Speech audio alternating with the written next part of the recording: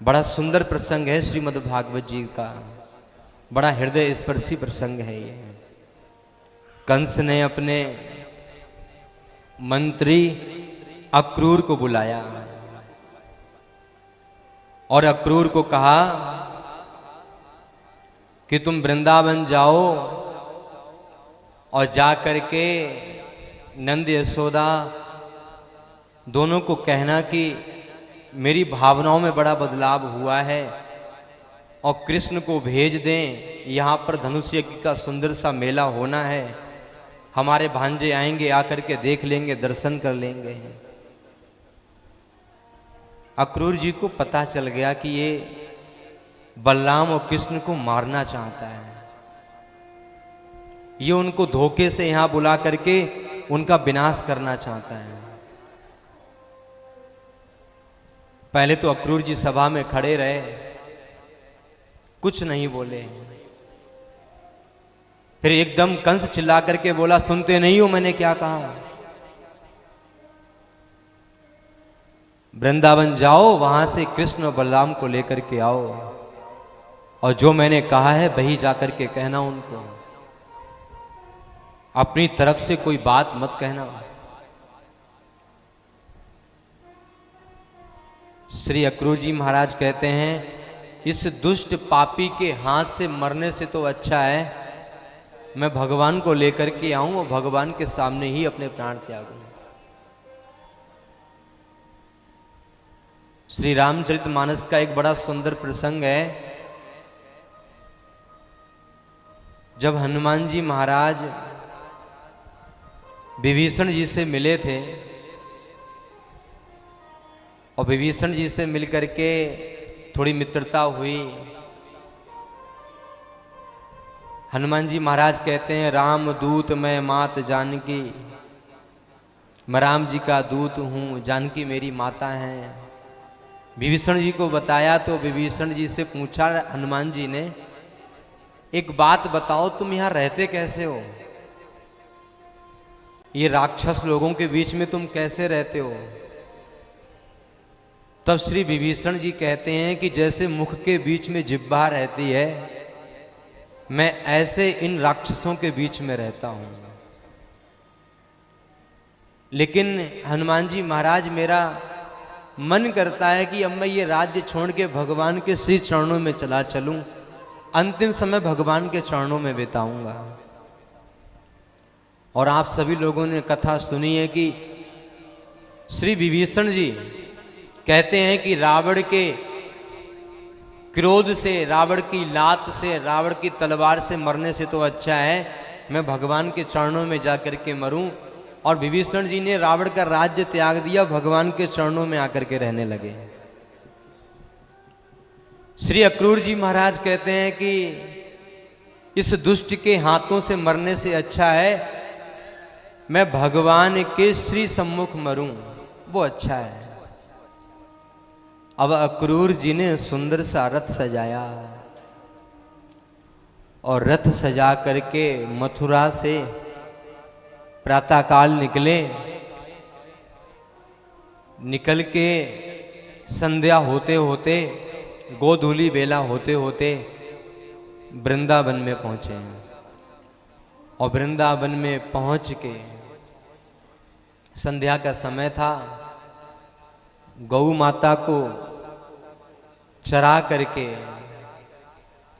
बाल गोपाल सभी सखा बलराम जी नंद भवन में आए। नंद बाबा से मिलना हुआ, मैया यशोदा से मिलना हुआ अक्रूर जी का। जैसे ही भगवान कृष्ण आए, बलराम जी आए, जब दोनों लोग आए, नंद बाबा ने कहा कि अक्रूर जी आए हैं, जाकर के प्रणाम करो। जाकर के प्रणाम किया भगवान कृष्ण ने, बलराम जी ने, मैया यशोदा ने सुंदर सा आसन दिया, दूध प्रसाद पवाया अक्रूर जी को। संध्या का समय था, भोजन प्रसाद की बात हुई, भोजन प्रसाद बना, अक्रूर जी को भोजन प्रसाद पवाया गया। नंद बाबा ने भोजन किया। मैया यशोदा ने थोड़ा सा प्रसाद पाया, बैठ गई। अक्रूर जी नंद बाबा को एकांत में लेकर के गए। बाबा, एक बात कहनी थी, यशोदा के सामने कहूंगा तो यशोदा कहीं घबरा ना जाए, इसलिए मैं तुमसे एकांत में एक बात कहना चाहता हूं। कंस ने बलराम और कृष्ण को बुलाया है और कहा है कि परसों धनुष यज्ञ का मेला है, मेरे दोनों भांजे देख लेंगे तो उनका भी मन खुश हो जाएगा।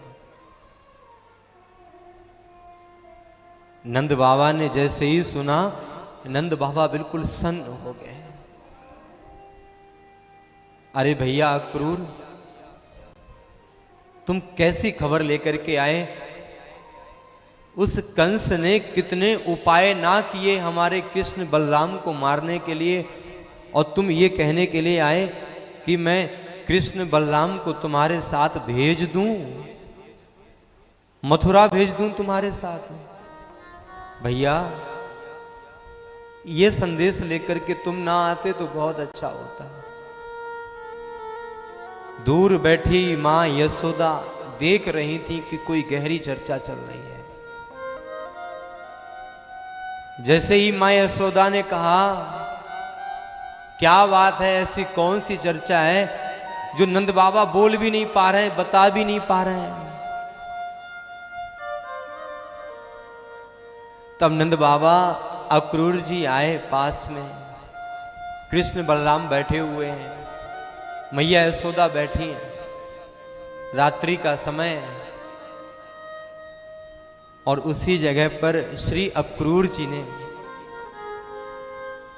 रहा नहीं गया अक्रूर जी से कि अगर मैंने आज छुपाया यशोदा से तो कल तो यशोदा को पता ही चलेगा। अक्रूर जी ने कहा, मैया यशोदा, कंस ने कृष्ण बलराम को मथुरा बुलाया है और कंस कहता है कि उसके यहां धनुष यज्ञ का मेला है और मेला अगर दोनों भांजे देख लेंगे तो बहुत अच्छा होगा।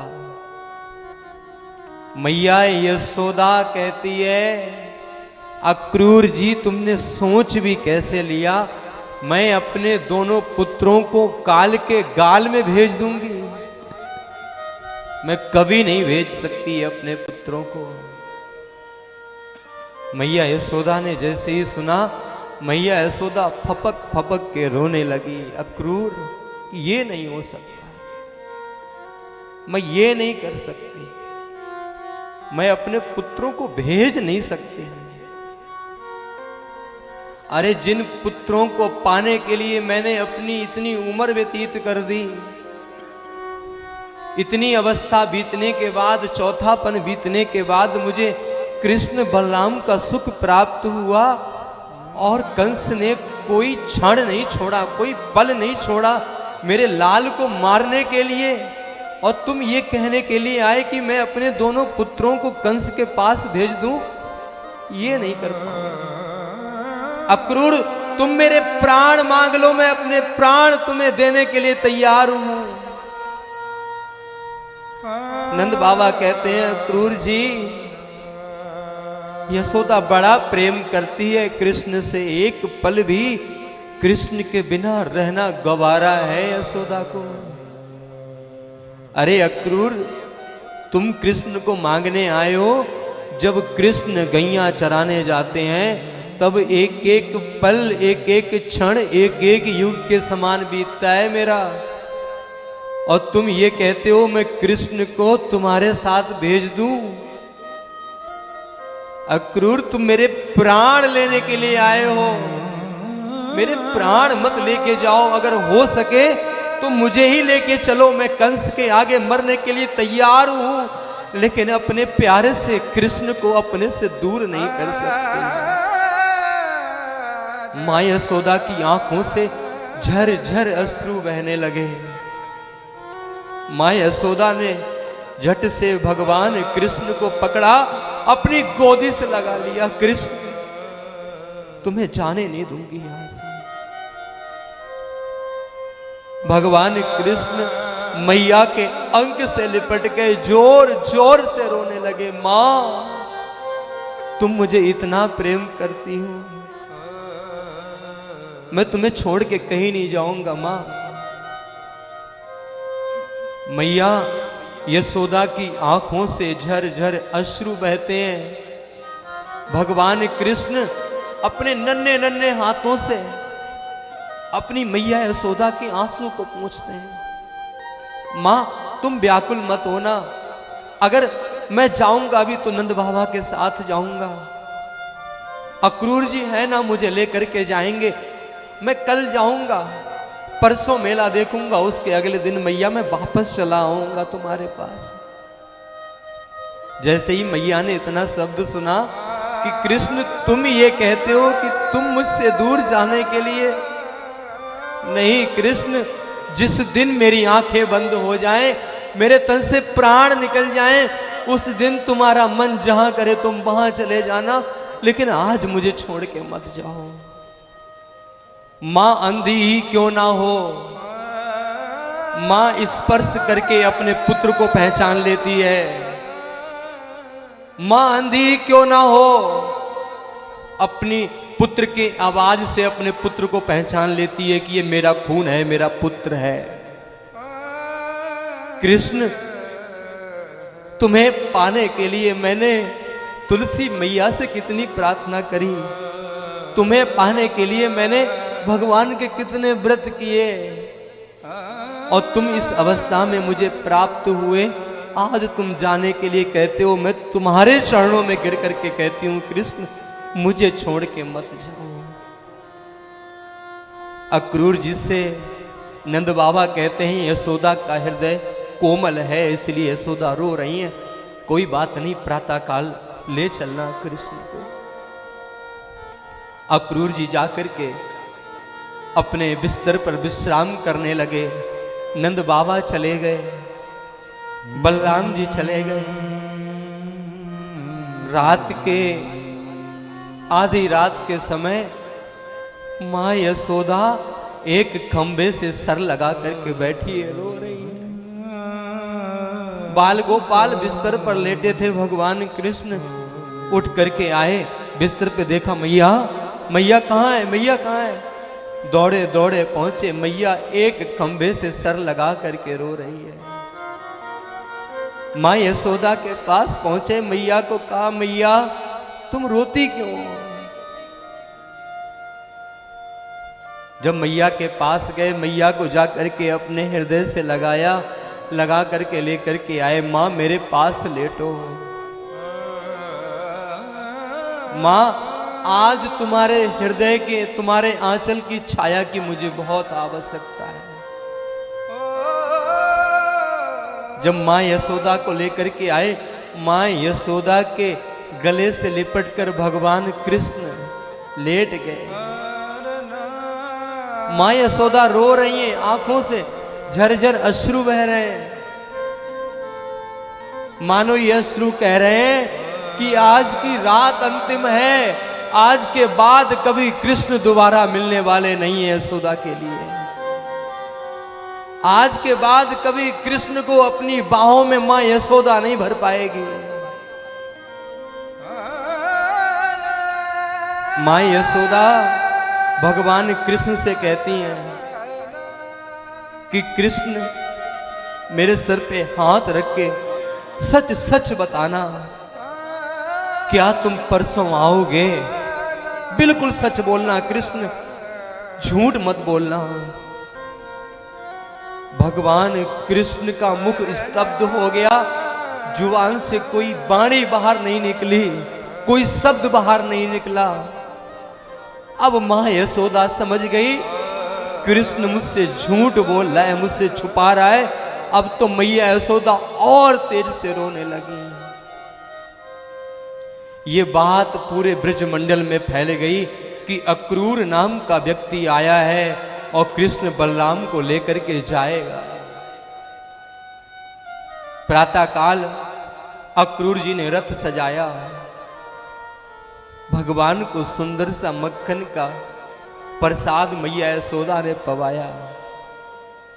रथ महल के द्वार बंद हैं, द्वार पे रथ सजा हुआ खड़ा है।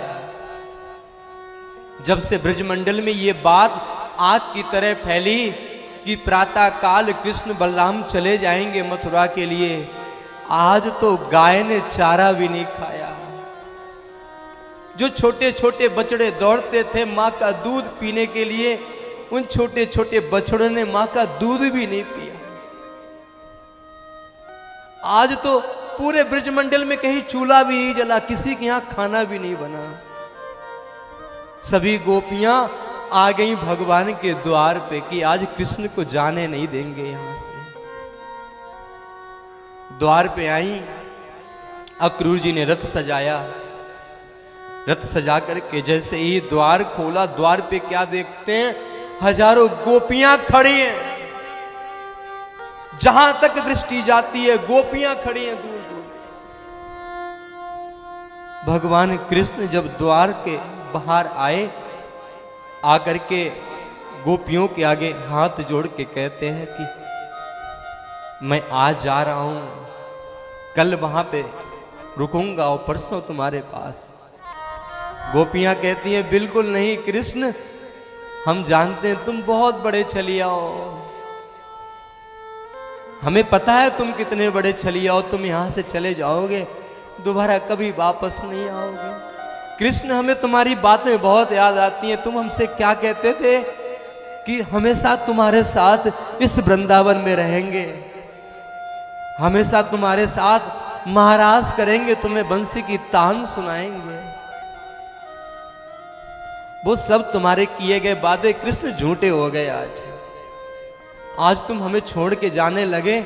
आज हमें भरोसा हो गया कि हमसे आज तक ये ग्वाल बाल सखा कहते थे कि ये कन्हैया छलिया है, छलिया एक दिन तुमको भी छोड़ के चला जाएगा यहां से। और आज हम अपनी आंखों से देख रहे हैं, हमारी आंखों को विश्वास भी नहीं हो रहा है कि तुम हमें छोड़ के जा रहे हो। भगवान कृष्ण कहते हैं ऐसी कोई बात नहीं है, तुम क्षमा करना हमें।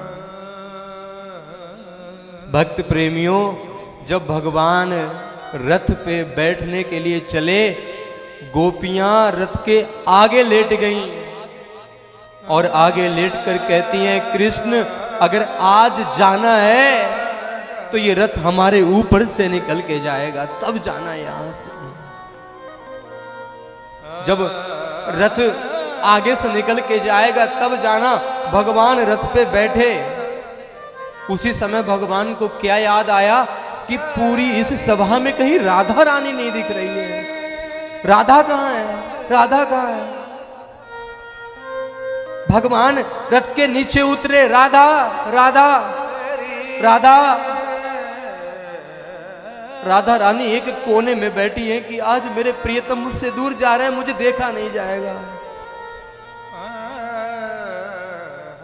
जब किसी का प्रियतम किसी से दूर जाता है तो जो उसकी प्रिया स्वामिनी होती है, जो उसकी सहधर्मिणी होती है, जो उससे अत्यधिक प्रेम करने वाली होती है, वो उसके बिना एक क्षण भी नहीं रह पाती। और जब राधा रानी एक कोने में बैठी कि आज मैं कृष्ण को जाते हुए देख नहीं पाऊंगी, जब भगवान ने आवाज लगाई राधा राधा कहां हो, राधा रानी ने सोचा कि हो ना हो कहीं आज अंतिम दर्शन ना हो, आज अंतिम समय ना हो। राधा रानी निकल के आई। राधा रानी नीचे सर झुका करके भगवान के आगे खड़ी, बताओ प्रभु क्या आज्ञा है। तब भगवान कृष्ण कहते हैं राधा मैं मथुरा जा रहा हूं और जल्दी ही वापस चला आऊंगा। राधा रानी कहती हां मैंने सुना है कि तुम मथुरा जा रहे हो। कृष्ण याद तो मुझे भी बहुत आएगी, मैंने भी पल पल तुमको प्रेम किया, मैंने भी पल पल तुमको अपने हृदय में बसा के रखा। इतना कहते कहते राधा रानी रोने लगी। कृष्ण चले जाओगे फिर तुम्हारे बिना रह नहीं पाऊंगी, ये सोच के मैं बार बार रोती हूं, बार बार मेरी आंखों से आंसू आ जाते। मैं अपने आप को रोकती हूं कि जब कृष्ण को जाना ही था तो इस दिल में कृष्ण तुम क्यों आए, क्यों इस दिल में तुमने जगह बनाई। भगवान कृष्ण कहते हैं राधा रानी तुम मुझे क्षमा करना, लेकिन मैं आ जाऊंगा, ये तुमसे वादा है।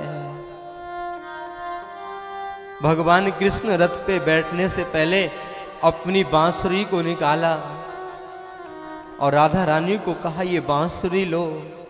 आज तक मैं ये बांसुरी बजाता था तो तुम दौड़ी दौड़ी मेरे पास चली आती थी। जब मैं ये बांसुरी बजाता था तो जितनी गोपियां हैं सब दौड़ी दौड़ी मेरे पास चली आती थी। हे राधा रानी, आज के बाद जब भी तुम्हें मेरी याद आए, जब भी तुम्हें ये लगे कृष्ण तुम्हारे पास नहीं है, तुम इस बांसुरी में एक फूंक मारना, कृष्ण जहां भी होगा तुम्हारे पास दौड़ा चला आएगा। राधा रानी को कहा कि मुझसे एक वादा करो राधा रानी कि तुम कभी भी मेरी याद में रोओगी नहीं, तुम कभी भी मुझे याद करके नहीं रोओगी। राधा रानी ने भगवान कृष्ण के सामने वादा किया कि आज के बाद ये राधा कभी नहीं रोएगी तुम्हारे लिए। और उस दिन से राधा की आंखों के आंसू सूख गए। राधा रानी कभी भगवान को याद करके नहीं रोई। भगवान रथ पर बैठे, जैसे ही रथ आगे बढ़ा, रथ से उड़ने वाली जब धूल थोड़ी थोड़ी दिखाई पड़ने लगी, मैया यशोदा की मूर्छा टूटी। मैया यशोदा रथ के पीछे दौड़ी, कृष्ण कृष्ण कन्हैया। भगवान कृष्ण ने देखा, भगवान कृष्ण रथ से उतर गए, नीचे कूदे, आकर के मैया को अपने गले से लगाया। मैया क्या? मां यशोदा कहती हैं कृष्ण मुझे तो आज पता चला सच क्या है। कृष्ण मेरा क्या अधिकार कि मैं तुझे रोक पाऊं? तू तो मेरा पुत्र है ही नहीं, तू तो वसुदेव देवकी का पुत्र। कृष्ण आज तुमसे एक प्रार्थना करना चाहती हूं कि मैंने तुम्हें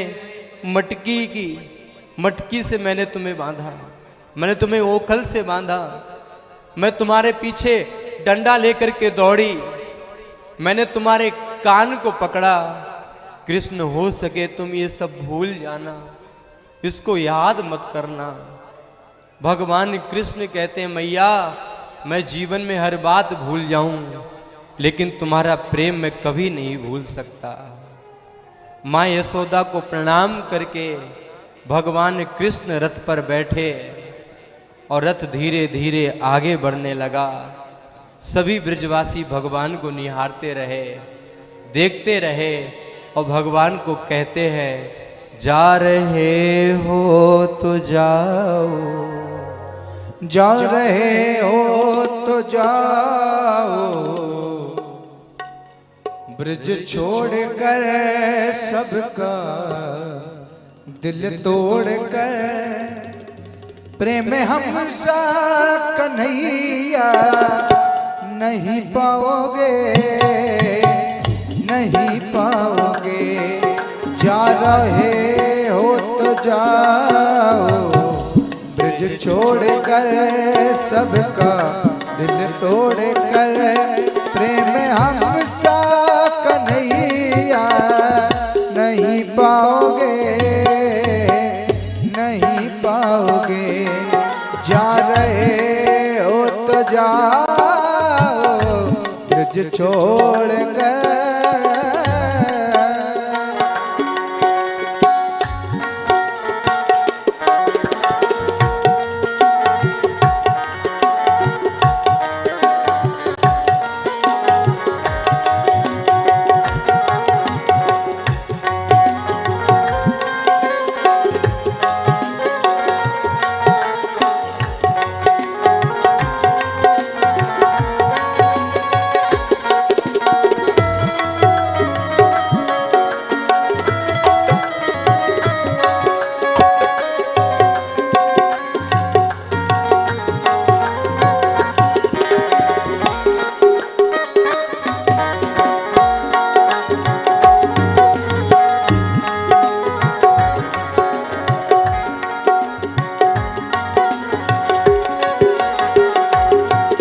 लताएं कदम की ये डालियां तेरे बचपन की साथी सांवरिया। ये लताएं कदम की ये डालियां तेरे बचपन की साथी सांवरिया। कुंज गलियां कहानी तेरी गा रही, हाँ तेरी गा रही। ऐसी गलियां कन्हैया नहीं पाओगे, नहीं पाओगे। जा रहे हो तो जाओ ब्रज छोड़ कर, सबका दिल तोड़ कर। प्रेम हमसा कन्हैया नहीं पाओगे, नहीं पाओगे।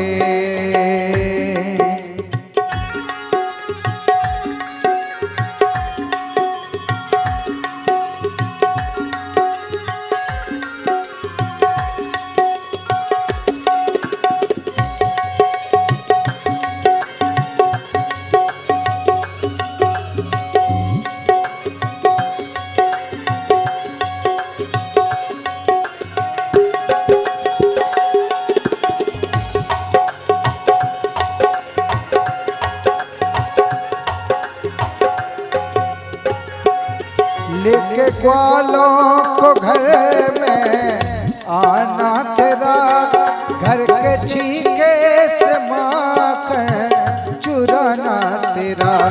लेके ग्वालों को घर में आना तेरा, घर के छीके से माखन चुराना तेरा। स्वाद माखन का जैसा ब्रज में मिला, ब्रज में मिला। स्वाद ऐसा कन्हैया नहीं पाओगे, नहीं पाओगे। जा रहे हो तो जाओ ब्रज छोड़ कर, सबका दिल तोड़ कर। प्रेम हमसा कन्हैया नहीं पाओगे, नहीं पाओगे।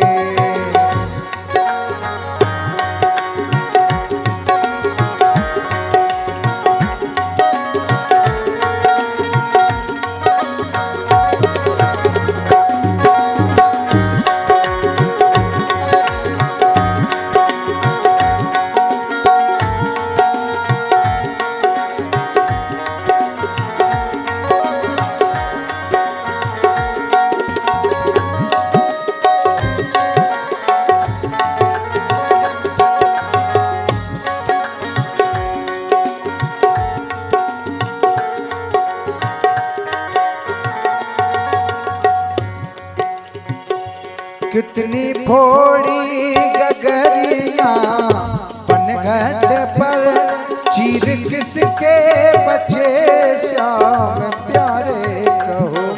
कितनी फोड़ी गगरियां पनघट पर, चीर किसके बचे श्याम प्यारे कहो। तेरे ऊधमों को जिसने हंस के सहा, हंस के सहा। ऐसे प्रेमी कन्हैया नहीं पाओगे, नहीं पाओगे।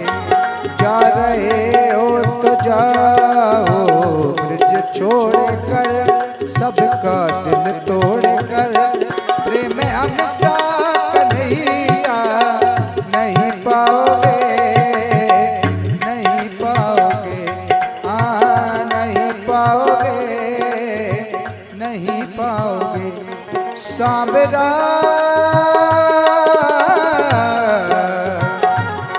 मोहना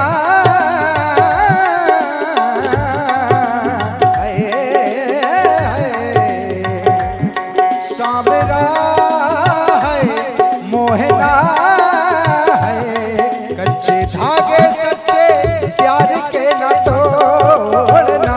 फिर बिन नहीं जीना मर जाना मोहना,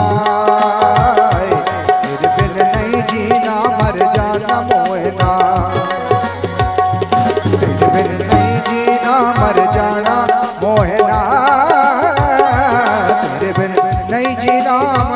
जाना मोहना।